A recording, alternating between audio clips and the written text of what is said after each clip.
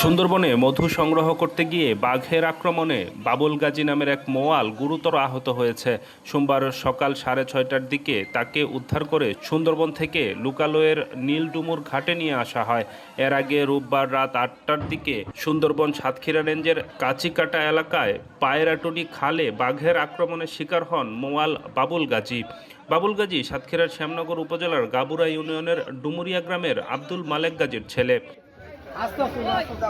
বাবুল গাজীর সাথে ফিরে আসা মোয়াল জানান, রোববার রাত 8টার দিকে ইউসুফ গাজীর নেতৃত্বে একদল মোয়াল সুন্দরবনের পায়রাটুলি খাল এলাকায় মধু ভাঙছিলেন। হঠাৎ একটি বাঘ ঝোপের আড়াল থেকে লাফিয়ে এসে বাবুল গাজীর উপর ঝাঁপিয়ে পড়ে। এ সময় তার সঙ্গে থাকা মোয়ালরা চিৎকার ও লাঠিসোঁটা নিয়ে এগিয়ে গেলে বাঘটি বাবুল গাজীকে ফেলে বনে চলে যায়। পরে গুরুতর আহত অবস্থায় বাবুল গাজীকে উদ্ধার করে একটি নৌকায় করে লুকালয়ের উদ্দেশ্যে রওনা হন তারা। সোমবার সকাল 6:30টার দিকে তাকে শ্যামনগর উপজেলার নীলডুমুর ঘাটে নিয়ে পৌঁছায়। সেখানে প্রাথমিক চিকিৎসা দেওয়ার পর তাকে সাতক্ষীরা মেডিকেল কলেজ হাসপাতালে পাঠানো হয়েছে।